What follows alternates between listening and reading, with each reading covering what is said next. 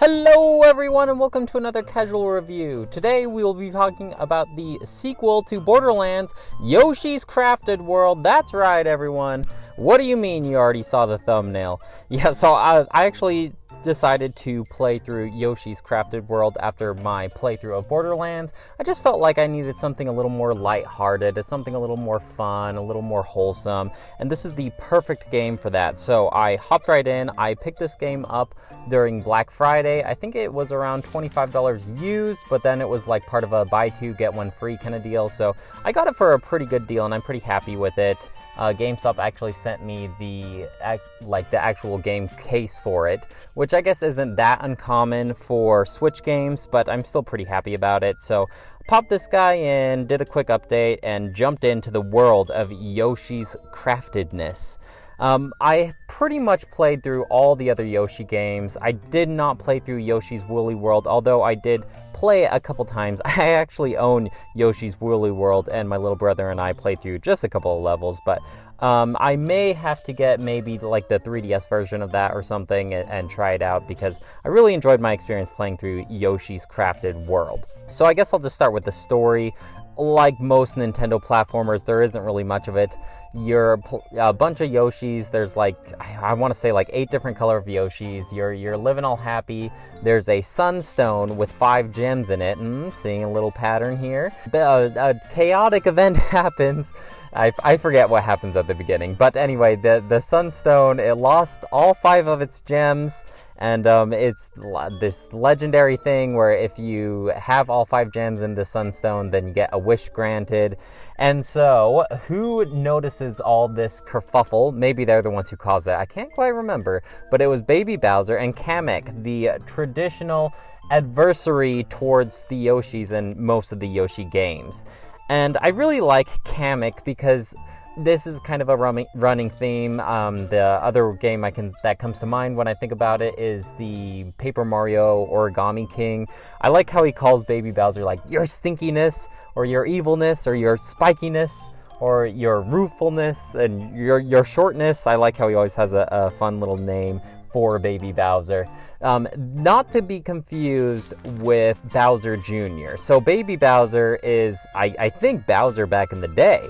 And Bowser Jr., see, even I'm getting them confused. Bowser Jr. is Bowser's son. It's featured in Super Mario Sunshine. So don't get those guys mixed up. Also, those two are separate from Koopa Kid. First introduction of him that I can think of is Mario Party 5, maybe.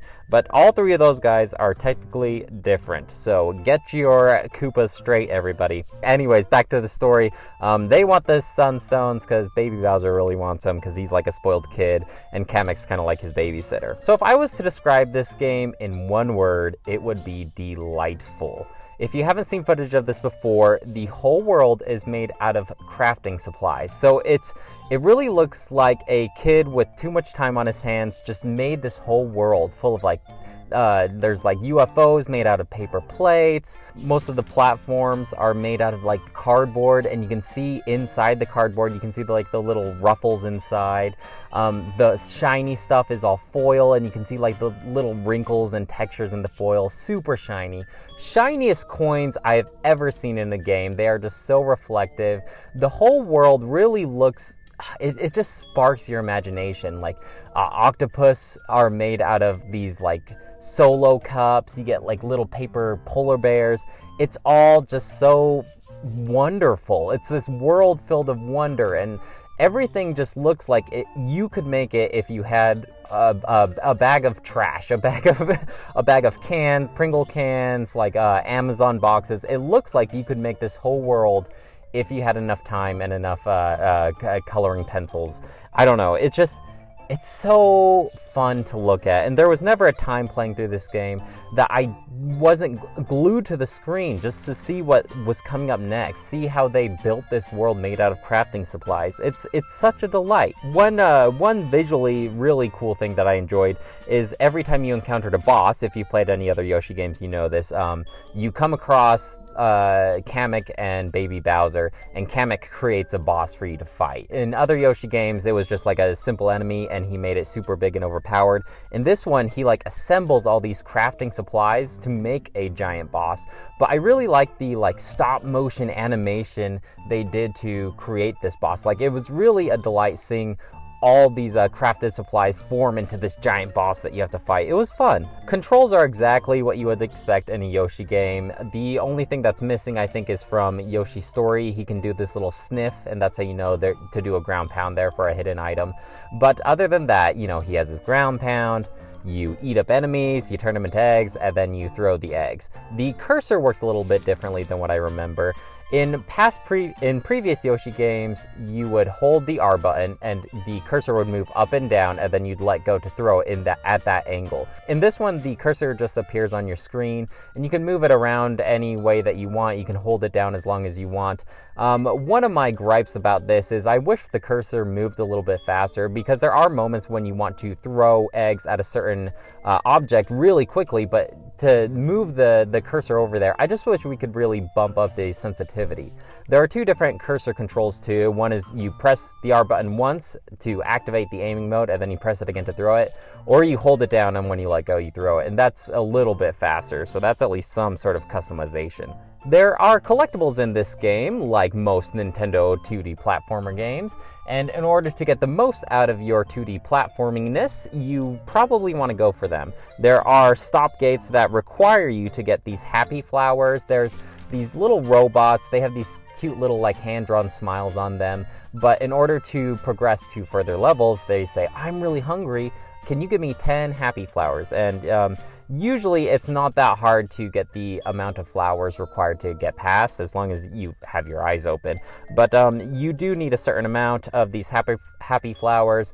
They can be hidden. You have to like kind of explore a little bit throughout the level to find these happy flowers. More ways to unlock happy flowers. You have to get at least 100 coins in the level. You have to have full health at the end of the level. And you have to get 20 red coins at the end of the level. And this is the hardest collectible, in my opinion, are the red coins, because you can't see them as red coins until you touch them. So they could be any coins hidden like throughout the level. You pretty much have to go through and get every single coin if you want to find all the red coins. Some of them were a little more frustrating as well. You get the question mark clouds. If you've played any other Yoshi game, they will look familiar, but some of them are invisible. So if you see this platform that doesn't look like it leads to anything, odds are there's an invisible question mark cloud on it. I'm not too big on the invisible stuff, but at the same time, they weren't that hard to find as long as you were exploring. You would find most of them. To get 4 more happy flowers, you can also play the flip side. This is kind of besides the whole crafting aesthetic of this game, the gimmick of this is you can play the level backwards. And this is where you see like the camera's flipped 180 degrees and you see the back of the platforming. And this is kind of fun because you can see like the non-decorated side of all the platforms. Like the boxes that were all colored in and decorated when you play through it the front side, now you see the back and they could be a box with like nutrition facts. So you'd be like, oh, this is made out of a box of cookies. Or you would see like a Pringle can, not necessarily Pringle cans, it says like potato chips or whatever. Or you'll see like this was a soda can, or you see like the back of a 2-liter bottle. So you can really see like the non-decorated side of how they made these crafting supplies. It's a fun idea. I didn't go through all the levels and play through the flip side. Occasionally when I fancied it, I would play through the flip side of it just to see what the background of the stage looked like. It's a fun idea. So when you're playing through the flip side, you get 3 little baby Poochie Pops. And Poochies are so cute, aren't they? I wish I had the amiibo.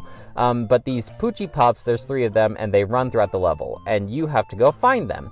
And they aren't that difficult to find. Your controller will vibrate, and you'll hear this little puppy bark.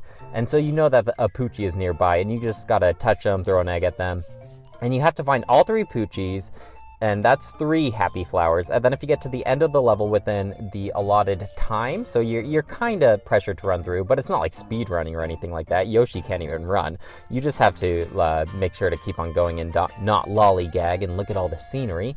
And then the big Poochie will give you an additional flower. So there's 4 flowers through the flip side. The one way to get happy flowers that I wasn't too keen on is the souvenirs. So those little flowery box guys I was telling you about that ask for happy flowers in order to let you pass and progress to future levels. Once you clear every single level on the area, they will say, "Okay, I am looking for a souvenir, and if you find it, I'll give you 1 happy flower." And I do kind of like this idea. You're playing through the level, and you'll see cutouts in the foreground, the background, like the whole stage is just completely decorated with all these cute little cutouts, all these little drawings. And so you're kind of playing I Spy as you go back through the level, and you find these hidden objects that the box flower guy wants you to find. My issue with this is he doesn't ask you to find the souvenir until after you've cleared all the levels. So no matter what, if you want to 100% complete this game, you're going to have to replay the level. And you're actually going to have to replay it a couple times because he only asks for 1 souvenir at a time. And sometimes the souvenirs can be at the same level. Sometimes they're the flip side of the level. So I wish you could just, at the beginning of the area, you talk to this box flower guy. He says, "These are all the souvenirs you should look through while you play through these levels the first time, you know?" And so as I'm playing through the level initially, I can be constantly vigilant, looking in the foreground and background for these souvenirs, instead of having to replay the level over and over again. I think that was their way of trying to artificially increase the length of this game. And the length of the game is actually really good. Like, the base game is exactly how long I want my 2D platformers to be. I had a good time. I could probably play through the main game, 2 or 3 days without, compulsively looking for all the happy flowers, all the red coins.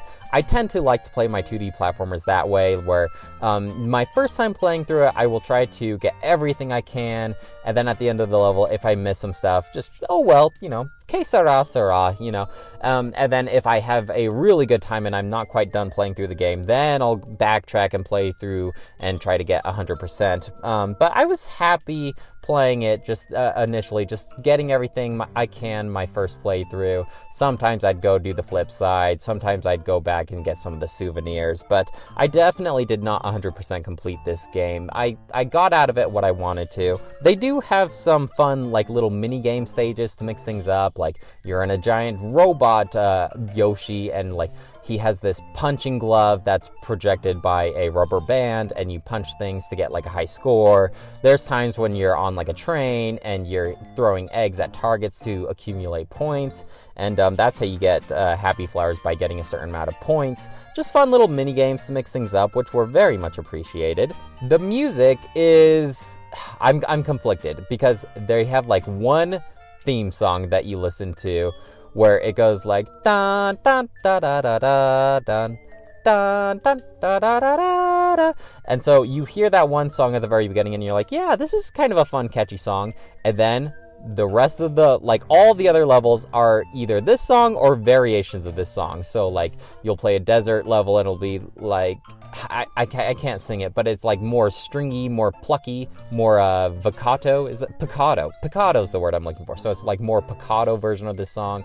Or you'll play a underwater level and it'll be that same tune but played through a piano. So I think lots of Yoshi games do this. Yoshi Story is the other one that I can think of that are just variants of the same exact song. It's a good song, but you gotta really like this song because you're going to be hearing it over and over again. There's a lot of customization about this game, which I really, really appreciated. For one, you can change the color of your Yoshi anytime you want. So Autumn likes the green Yoshi, so I tend to play that one whenever she's watching, or I really like the purple Yoshi.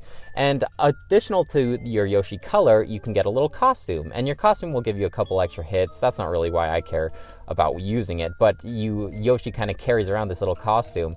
And this is a really cool thing that I really love about lots of 2D platformers that do this, is you can use your coins outside of the levels to purchase these little costumes. And so there's a ton of different costumes. There's silly ones, there's cool looking ones, there's like a skeleton dinosaur that I like to use. And so you unlock these costumes by doing this little gumball machine, and you buy a token for like 100 coins, and out pops this little capsule with a costume in it.